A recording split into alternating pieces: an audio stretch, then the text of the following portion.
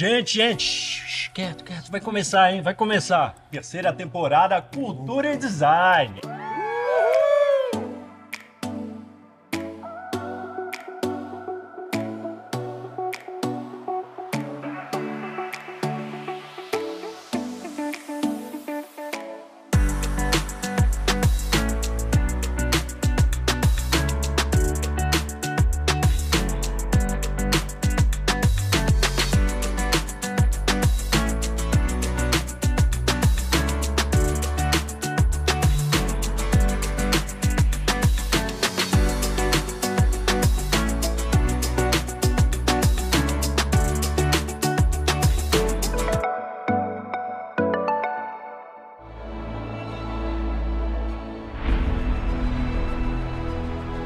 E começa agora Cultura e Design. Na minissérie Liberdade, Arquitetura e Design, realizada em Minas Gerais.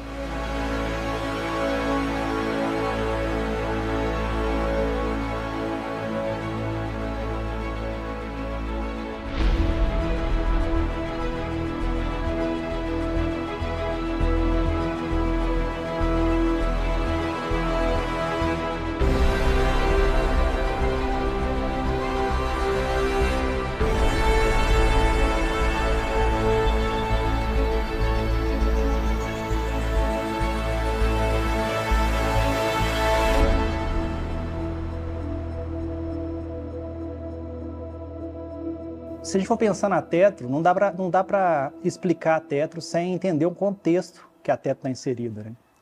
Nós três somos mineiros, a gente vive em Belo Horizonte. E Minas Gerais, assim, a gente está cercado de morros, a gente está bem próximo aqui de Belo Horizonte, bem próximo de algumas cidades barrocas. E eu acredito que a Tetro não seria a mesma se tivesse em outro lugar. Minas é o estado das curvas, dos morros, né, os mares de morros, das árvores do cerrado, tortuosos, dos rios que percorrem as planícies, né, com suas curvas, das obras do Niemeyer, né, que a gente vê na Pampulha, que exploram tanto as curvas.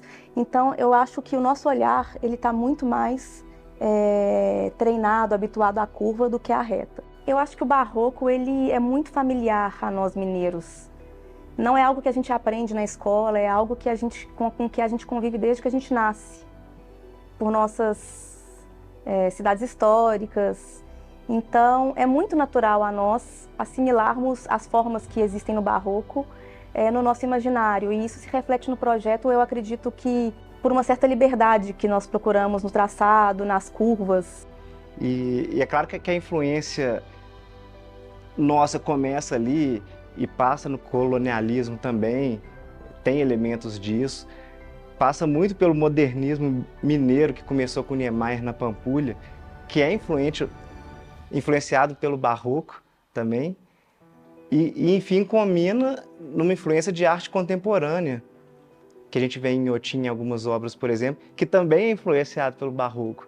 Então, o barroco eu acho que é a raiz de tudo, e como a gente vive aqui, a gente vive o barroco muito intensamente, isso está enraizado na nossa mente, na nossa forma de trabalhar. Isso se expressa no projeto numa busca pelo complexo.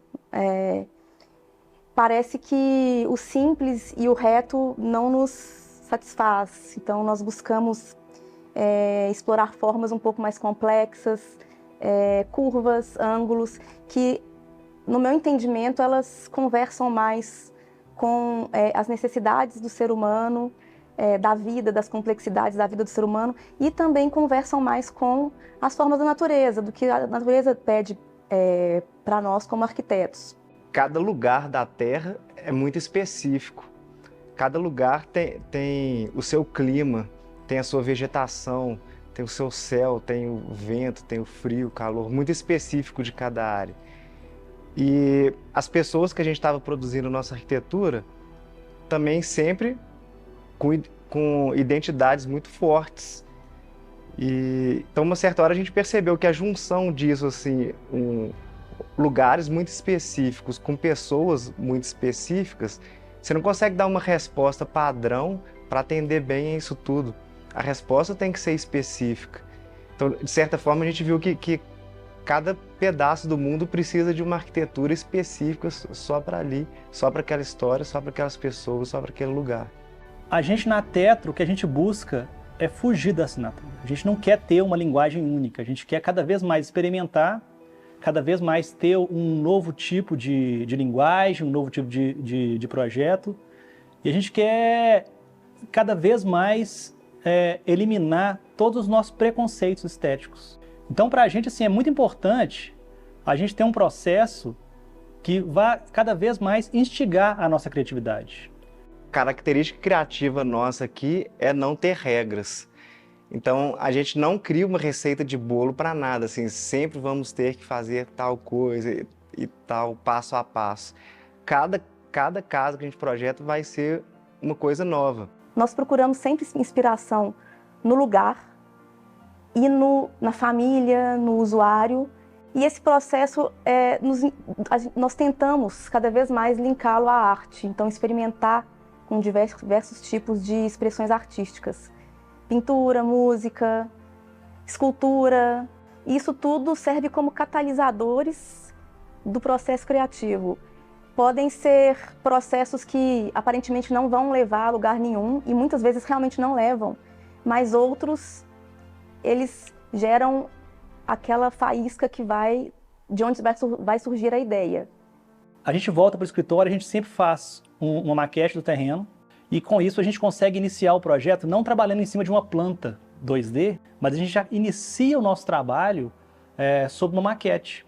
Isso dá para a gente uma riqueza de informação muito grande, porque a gente consegue enxergar a relação entre os vazios. Então, quando a gente encontra um terreno que já aconteceu várias vezes em vários projetos com uma natureza tão exuberante, é muito importante para nós preservar. Então, vários projetos da Tetro, eles partem dessa premissa da preservação, de tentar acomodar a casa àquela natureza sem retirar árvores. As formas das casas, elas se adequam à posição dessas pré-existências e também a topografia, né, na tentativa de não interferir muito na topografia que a gente encontra naquele terreno.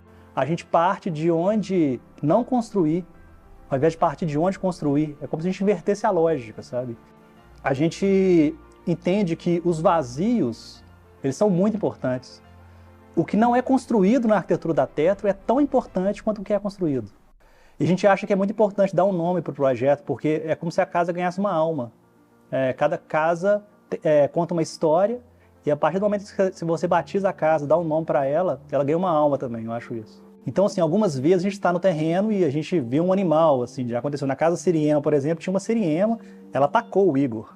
A gente andando pelo terreno, querendo absorver as energias do lugar, os bichos foram em cima de mim, me expulsando literalmente.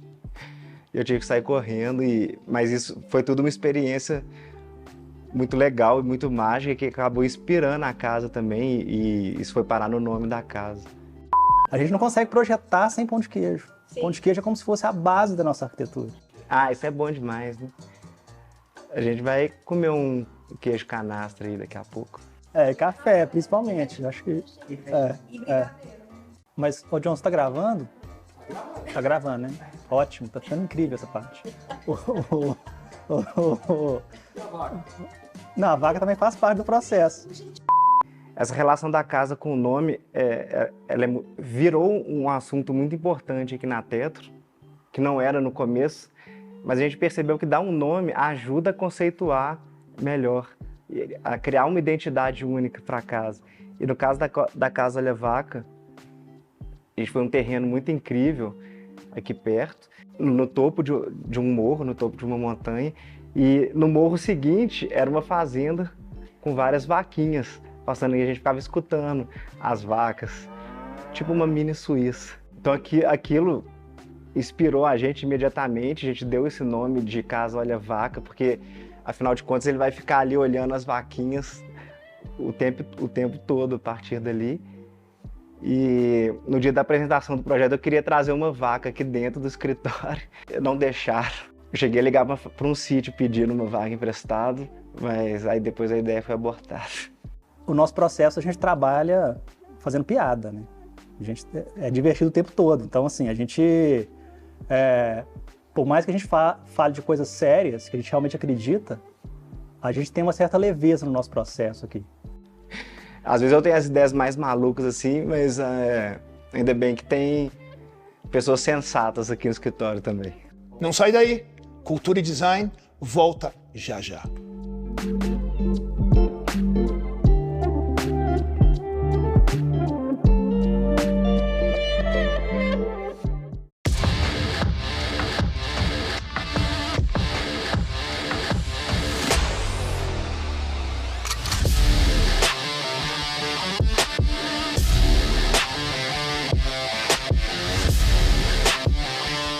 Aqui estamos no Design Center Stellantis, South America. Então, nessa casa a gente cria os nossos produtos de mobilidade. E eu tenho o prazer de estar já aqui há alguns anos. Temos uma equipe bem grande de várias profissões de criação de design. Nosso processo de criação é longo. Então, a gente está falando até 3 anos. Então, não temos a bola de cristal, mas a gente tem a sensação e também a sensibilidade de criar produtos para nosso mercado. A gente trabalha em cima de 5 brands, em grupo Stellantis. Então a gente tem Fiat, Jeep, Ram e agora também Citroën e Peugeot.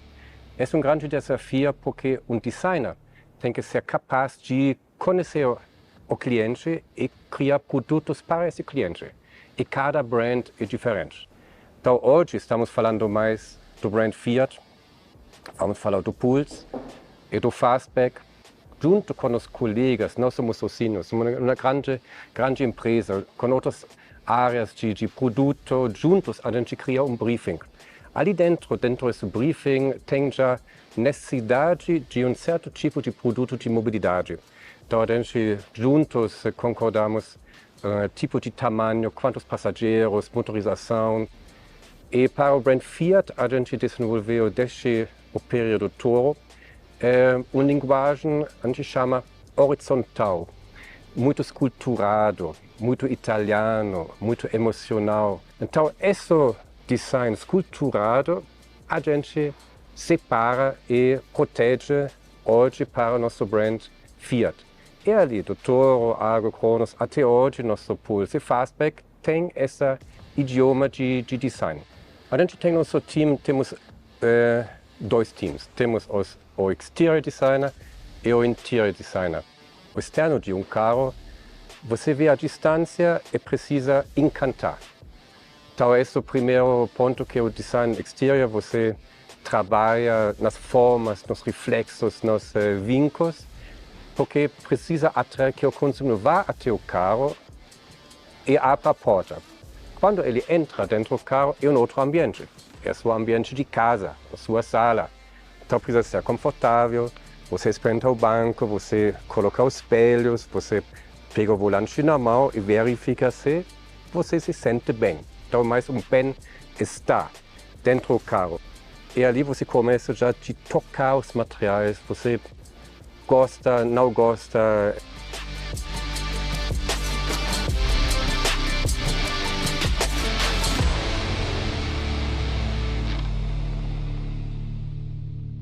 A nossa responsabilidade de design é tudo que você vê, do externo e interno, tudo que você toca, e hoje também o que você escuta é criado aqui no design. Recentemente, para o nosso Fastback, criamos também o Sound Design, que vocês escutam também na publicidade, foi criado no Design Center.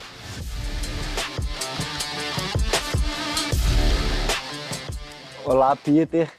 Primeiro gostaria de agradecer o convite para esse bate-papo aqui na Fiat, no Centro de Design da Fiat. É uma honra para a Tetros ter essa conversa e essa interação com vocês. E eu acho que vai dar uns frutos legais aqui dessa mistura de arquitetura e design automotivo que a gente vai falar agora. Uma das coisas que mais me impressionou aqui quando visitando o espaço foi os modelos que eu vi. Eu queria entender como que isso é feito, quantas vezes é feito um modelo para chegar no desenho de um carro. A gente também trabalha com modelo e a gente se identificou com isso, sabe? Então, e é uma coisa que me fascina, assim, quando eu vejo uma miniatura, dá vontade de levar para casa, né? Nosso maquete, a gente faz maquete interno, modelo externo. é a parte mais importante, porque no final você comunica e vende o seu design com esses objetos que o cliente pode tocar, abrir a porta, experimentar. A gente tem várias fases, em total mais de um ano, que a gente desenvolve do primeiro pequeno desenho até apresentações de animações, até modelo físico. E a gente faz vários loops até chegarmos no design final. No final é um protótipo que parece verdadeiro, não é? Temos situações, por exemplo, que a gente mostra o carro, as pessoas são tão empolgadas que falam, nossa, que legal, como está dentro? Então quer abrir a porta e tem a maçaneta na mão. Sabe, uma das coisas que eu acho mais incrível, assim, mais legais do uso do modelo é que ele não mente. Ele não mente nas proporções, ele não mente no entendimento do design. Isso é uma coisa que a gente percebeu muito que na arquitetura. Então, assim, quando a gente mostra a maquete para o futuro morador, ele enxerga aquilo de todos os lados. A gente não consegue favorecer um lado que para a gente é mais atrativo. Então, eu acho que é muito verdadeiro. Eu imagino que isso também seja aplicável para o design automotivo. Eu imagino que a maquete, o Clay, ele cumpra essa função também. O que vocês acham sobre isso? Então, a maquete ela não mente, realmente. Você consegue observar o carro, você consegue andar ao redor dele, você consegue observar o mínimo detalhe, e aí é uma coisa que na imagem do computador a gente consegue camuflar melhor. Mas, ao mesmo tempo, com a maquete a gente consegue ter a noção da proporção real do carro, coisa que às vezes no próprio software engana o próprio designer, a gente não tem a noção tão boa quanto a gente vê o produto final no volume certo, na escala correta. Que é muito gostoso, pode fazer, fecha os olhos e passa aqui, fecha o olho e passa aqui em cima. Então você sente a qualidade da superfície e é ali uma fase muito gostosa nossa de escultura.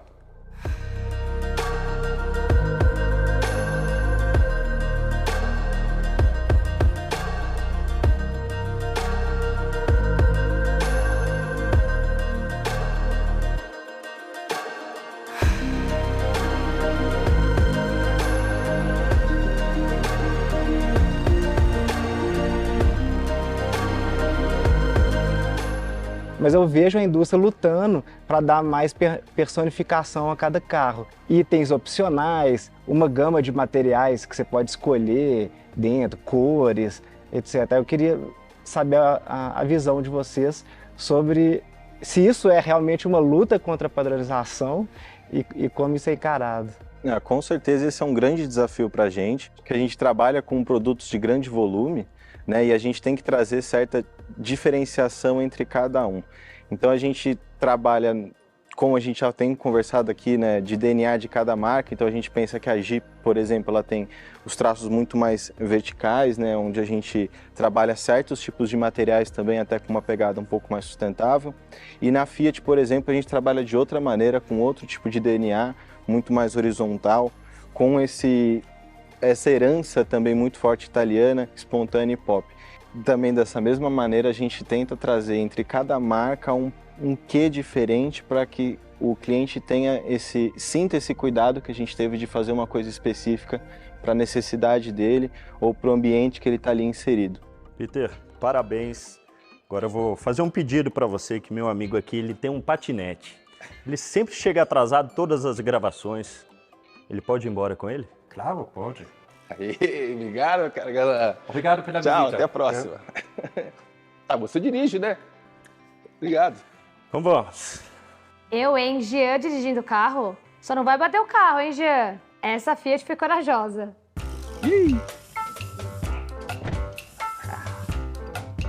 Valeu. Liga aí. Isso é bonito, hein?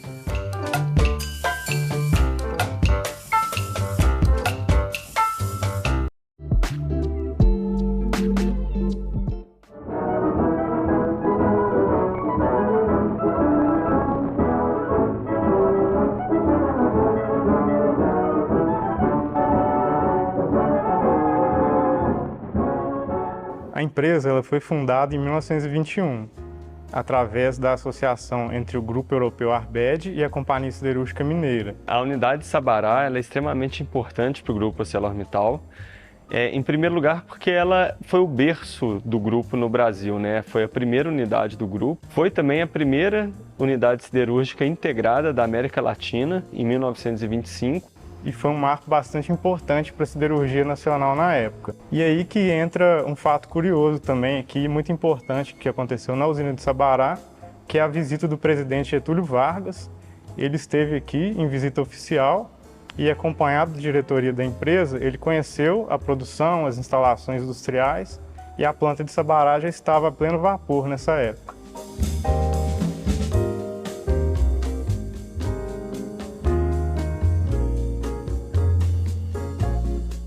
E hoje ela tem uma extrema importância em função do mercado que ela atende.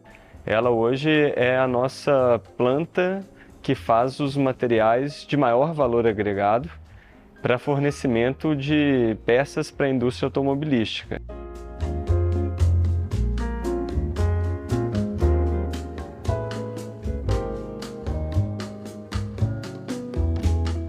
E a relação da ArcelorMittal com Minas é especial. Somos líder mundial de aço, maior produtora do Brasil e América Latina, com clientes em mais de 150 países. Então, o que nós produzimos em Sabará? Nós produzimos barras trifiladas, barras descascadas, barras endireitadas, todas com altíssimo nível de qualidade para atender os requisitos de mercados muito exigentes, mercado automobilístico, mercado de máquinas e implementos. Nós estamos fazendo um processo muito interessante de contratação também na cidade, com foco na inclusão de mulheres para o grupo. Nós temos uma meta de contratação de 50% de mulheres para essa expansão da unidade de Sabará. A unidade de Sabará tem uma importância fundamental para a cidade, até mesmo pelo histórico. Nós temos diversos projetos da Fundação hoje presentes na cidade, então nós temos uma relação muito ativa com a comunidade. A usina ela é presente na vida da cidade.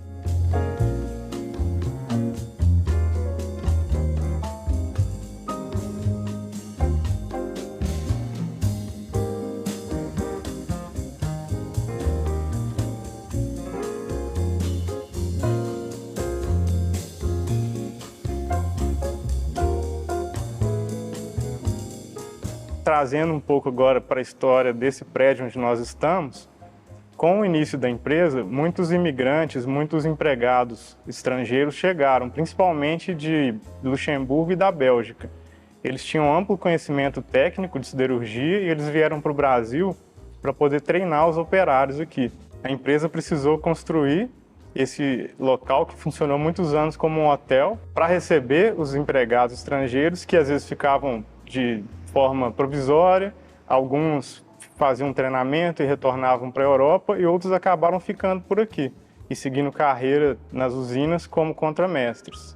Esse prédio passou a ser patrimônio da Fundação ArcelorMittal. Aqui hoje funciona o Centro Cultural, que são eventos diversos, e temos o Centro de Memória, que é onde guardamos e preservamos os documentos já centenários da empresa. Mas o mais impressionante dessa jornada é perceber que o nosso aço está presente nas grandes e nas pequenas histórias de Minas Gerais e do Brasil.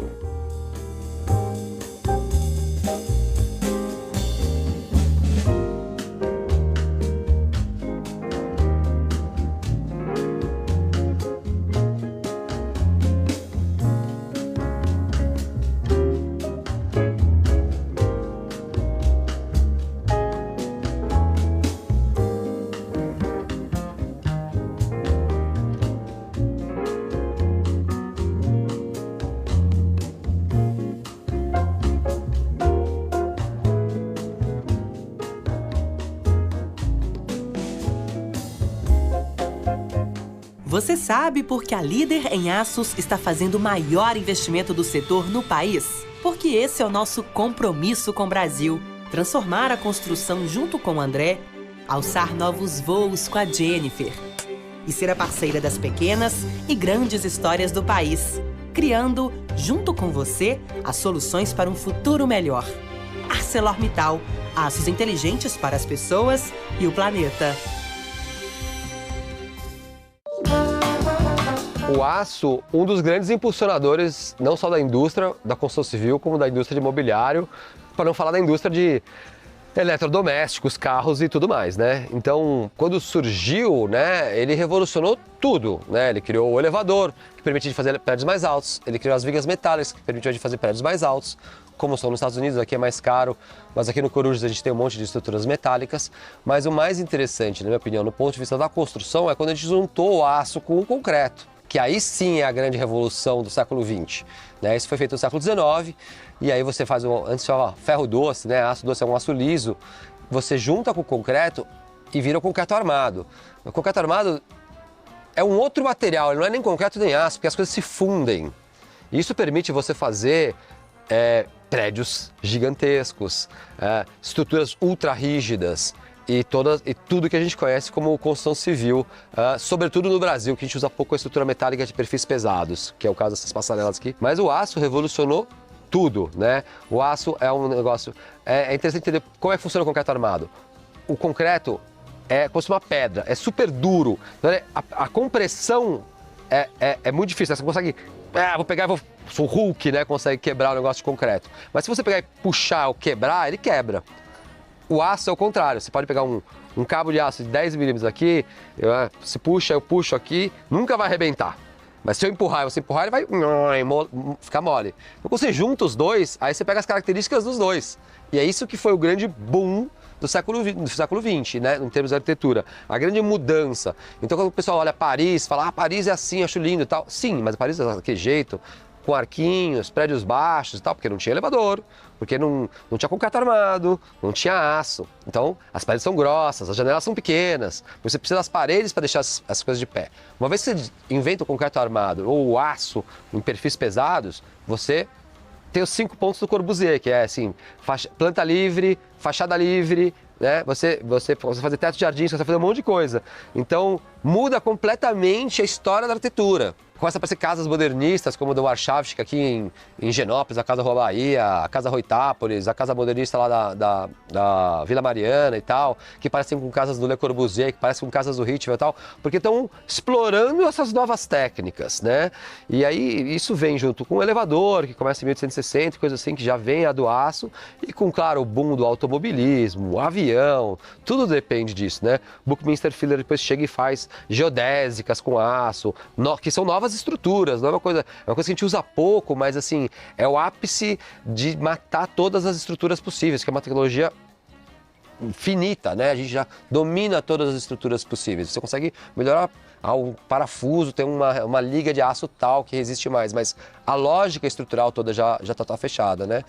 E aí o Buckminster Fuller, por exemplo, que sugere a tração frontal dos carros, né? Então Fusca, por exemplo, tem tração traseira. Frontal é muito mais eficiente porque você traciona o metal, em vez de empurrar o metal. Então você é muito melhor, é um carro mais leve, né? Ele funciona de um jeito melhor. O mobiliário, é incrível, né? O que antes dependia de encaixes e tal, de madeira e tal, que também são super interessantes, mas muito mais artesanais e tal. Você usa parafuso, usa aço, consegue fazer cadeiras empilháveis, né, de aço. Você consegue colocar tudo isso para transportar num negócio muito menor. Depois as pessoas criaram os containers, que também é uma coisa que a gente não pensa de bate-pronto, mas é uma enorme revolução, um container. Tem 2 tamanhos de container, tudo é feito, todos os navios são feitos em base de container, todos os guindastes pegam o container, colocam o container. Isso você padroniza um negócio de transporte mundial graças ao aço, que faz o guindaste, o navio e o container. E com isso você consegue fazer o comércio mundial. Você consegue pegar e empilhar eles, você consegue ter uma logística, você tem lá 10 pessoas num porto de quilômetros,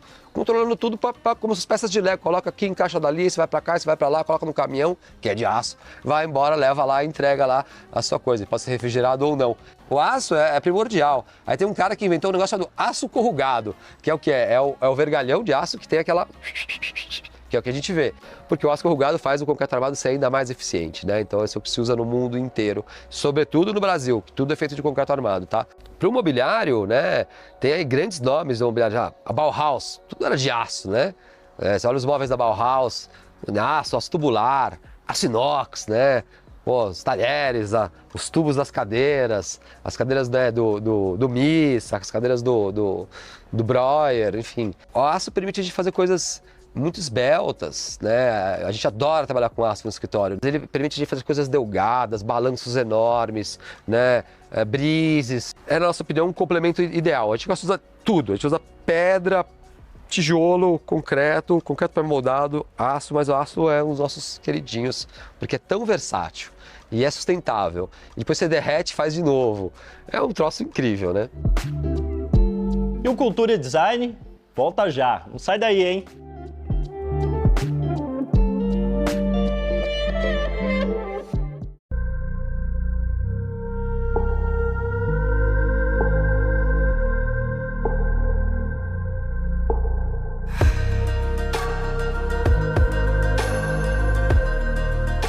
Começa hoje o nosso documentário sobre moda sustentável.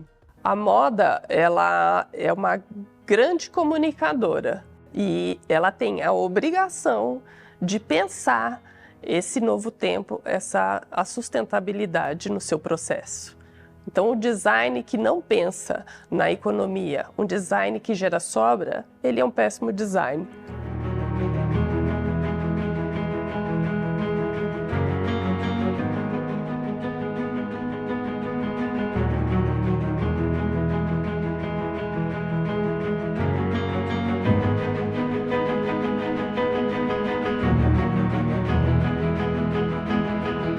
Bom, o projeto se trata de uma vivência, né? Vai ser como um desafio para os alunos, do que a gente ensina, o que a gente fala, né, no dia a dia, em sala de aula, sobre conceitos teóricos de sustentabilidade, e a ideia é que eles apliquem isso na prática. A moda, ela é insustentável, ou a gente tem aspectos insustentáveis dentro dela. Então, a partir disso é que a sustentabilidade entra, ou o nosso olhar reflexivo, para esse campo, para que a gente possa pensar alternativas. E não é só na moda, é em geral, mas na moda é um pouco pior, porque a gente tem uma quantidade de tecidos e um giro de peças que ainda estariam, né, com qualidade de uso, e esse descarte ele é feito por uma coisa que é meio que afetiva. Você deixa de gostar daquela peça porque ela saiu de tendência. E aí isso é realmente assim um absurdo. E não acontece só na moda, é em geral mesmo. É uma tendência, e a sustentabilidade ela tem que permear tudo, na minha opinião. Levando justamente em consideração essa questão, é que a gente escolheu alunos que demonstram em sala de aula o pensamento reflexivo, que têm essa preocupação no dia a dia, né, nos debates, nas conversas. E aí a gente selecionou dos 8º semestres 12 alunos, e aí acabaram que 8 ficaram com a gente até o final do projeto. Para começar, foi uma grande surpresa ter sido uma das escolhidas para participar. Então, acho que isso vai expandir muito meus horizontes. E em questão de sustentabilidade, a moda hoje enfrenta um grande problema, que é a geração de resíduo têxtil.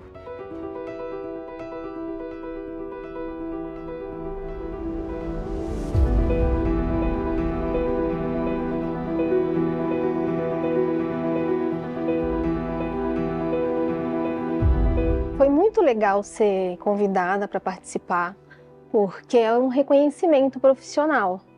Tá fazendo bastante diferença em aprendizado. Eu nunca tinha trabalhado com jeans, então tá sendo muito gratificante. O projeto começou com a orientação do Felipe, nosso professor. A intenção é criar os looks, né, a partir do jeans da Santista. Então a gente tentou passar pelos processos que a gente já usa na faculdade para concluir qualquer projeto. Ninguém para de usar roupa, ninguém para de comprar roupa. É super necessário a gente pensar em toda a cadeia de produção para a gente diminuir ao máximo todos os impactos ambientais que a moda traz. É muito difícil ter essa transparência dentro da moda. Talvez a marca venha e fale, eu sou sustentável, mas aonde está essa sustentabilidade? Né? Então, fazer alguma peça que realmente seja sustentável dentro do mercado que a gente está realmente é algo muito difícil. A moda sustentável, a gente tem que entender que sustentabilidade, ela não é só ambiental. A sustentabilidade, eu costumo dizer que ela tem vários pilares. Político, social, ambiental e por aí vai. E se realmente é sustentável em todos os parâmetros, tanto na remuneração com os funcionários, quanto se a fábrica que produz os tecidos, ela remunera bem os funcionários, se ela realmente é sustentável, se realmente ela não está enganando o seu público. A sustentabilidade vai muito além do meio ambiente. O nosso ativismo enquanto designer é muito além do que o meio ambiente. Primeiro, a gente organizou todos os envolvidos para discutirmos as ideias. E aí, depois desse brainstorming, nós começamos a separar alguns moods e depois começamos a fazer os desenhos técnicos. Eu fui responsável pelos desenhos técnicos e foi bem tranquilo de fazer. São peças casuais. Nós fizemos alguns mood boards, fizemos pesquisas para decidir qual look seria para cada pessoa. Foi muito enriquecedor esse processo de inspirações, de referências. Nesse processo eu fiquei responsável por fazer as modelagens e a costura das peças femininas.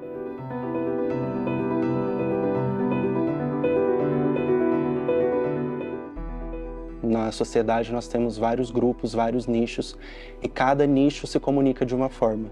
Então você olhar para esses grupos, até mesmo daqueles que você não faz parte, é importante para você entender como essa dinâmica da moda e da roupa funciona, como ela comunica, como ela expressa. A ideia de diferenciação e a ideia ali de ter uma distinção do outro ou de outras classes fez com que essa moda fosse cada vez entrando num sistema, um movimento cada vez mais rápido, como a gente vê hoje, como a gente fala hoje até de uma moda ultra rápida, né? A ideia de um modelo ultra fast fashion. Porque se produz muito. E é uma indústria riquíssima hoje no mundo. Tipo, ninguém anda pelado. Todo mundo faz uma escolha diária para se vestir. E um professor sempre fala, até o Felipe, ele fala que na Terra não existe jogar fora. Não existe uma peça, não vou usar mais, vou jogar no lixo. Esse lixo está aqui. E para reverter esse quadro, a ONU definiu algumas ODSs a serem alcançadas até 2030.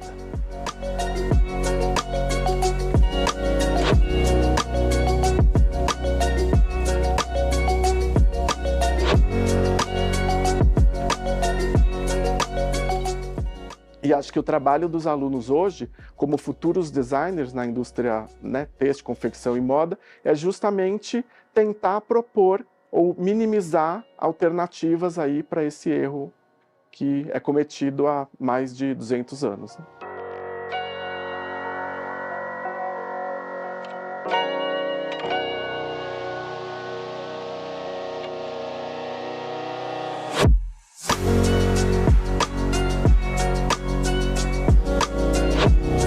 Cultura e Design volta já.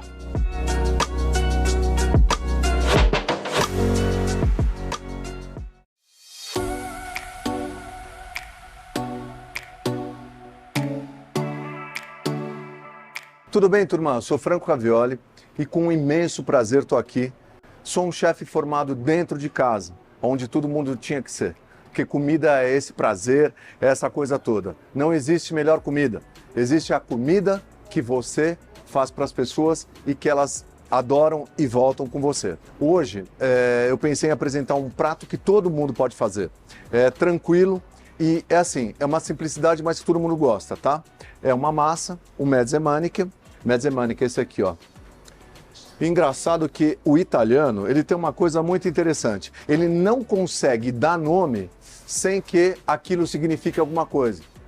Mezze maniche quer dizer meia manga, né? É uma massinha meia manga, é um corte aqui, como tem o penne, como tem o farfalle, que é borboleta, então a gente vai fazer uma massa, porque acho que a massa agrada todo mundo. Um bom pomodoro, já diz a frase em latim, pomodoro, fruta de ouro, né? Ela é excepcional para... A maioria gosta de tomate. E para quem pensa que para fazer um bom molho de tomate a gente tem que colocar açúcar, se enganou. Porque o açúcar só reveste, só engana. Tá? A gente precisa de tempo, a gente precisa de água, a gente precisa de paciência. Comida é paciência e prazer. Falou?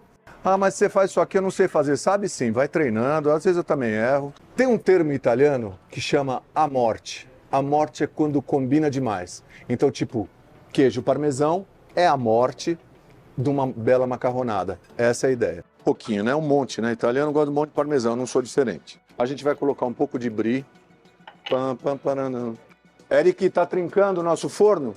Vamos aqui colocar um pouquinho também do pomodoro que a gente deixou para pintar um pouquinho.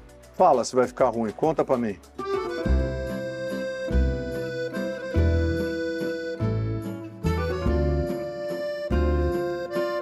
Pode ser o forno de casa. No caso aqui a gente está num forno a lenha, mas pode ser o forno de casa.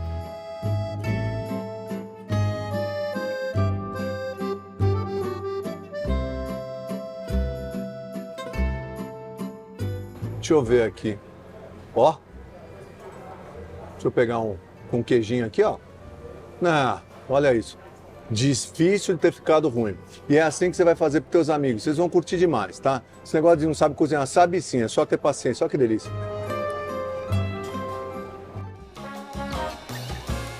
Então a gente tem isso que, na verdade, né, com aquela história de tomar um cafezinho de manhã, depois das refeições, mas virou uma bebida bacana, chique. Vários drinks a gente tem com café, vários doces também.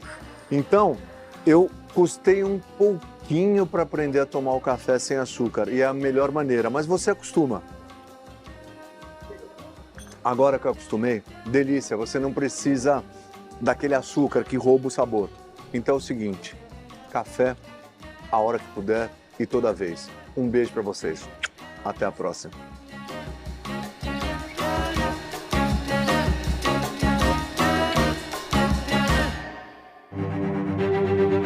Curvas de Ouro Preto.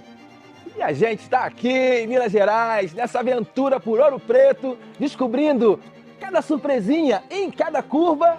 E Ouro Preto à noite é um espetáculo à parte. Olha essas luzes, que beleza, Igor. Você tinha razão, hein? É maravilhoso. Obrigado pelo convite, hein? Que maravilhoso Ouro Preto, né? É maravilhoso. Uma cidade, uma delícia.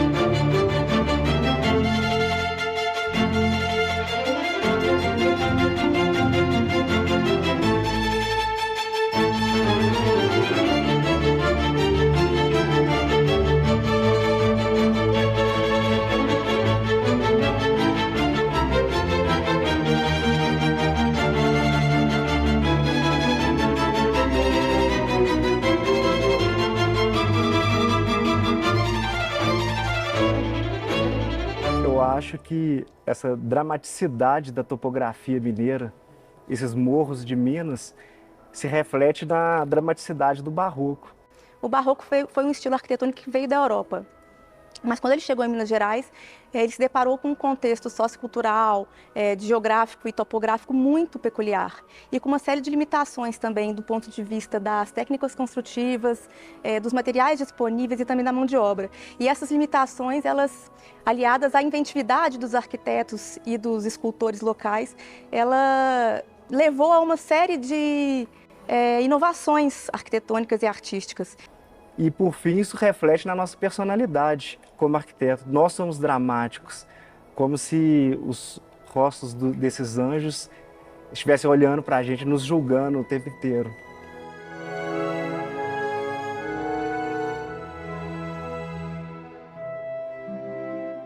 Eu acredito muito nesse potencial das limitações como potencializadores da criatividade. E a gente na Tetro tenta muito usar isso como elementos para impulsionar nossos processos criativos e nossa arquitetura. O nosso contexto, o lugar em que a gente nasceu, Minas Gerais, interfere no que a Tetro é hoje. A gente vê que a nossa arquitetura tem muito daqui.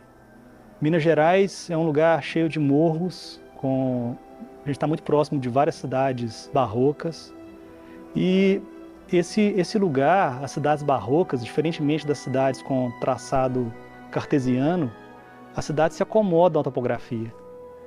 A cada curva a gente encontra uma surpresa. E eu acredito que a arquitetura da Tetro tem muito disso. Assim, toda a arquitetura que a gente faz, ela tem uma relação muito forte com o contexto, É a arquitetura que se molda à natureza, não o contrário. Então eu acredito que se a gente tivesse nascido em outro lugar, em outro contexto, a gente não seria o mesmo, assim. A gente só é a Tetro hoje pelo lugar em que a gente está inserido. E, na verdade, essa liberdade, essa flexibilidade, essa leveza que a nossa arquitetura tem, ela permite com que a gente trabalhe em diversos contextos. Assim. A gente trabalha não só em Minas Gerais hoje, mas em várias partes do Brasil, inclusive fora do Brasil, né? Isso só é possível porque a gente faz uma arquitetura mais livre, uma arquitetura maleável, flexível.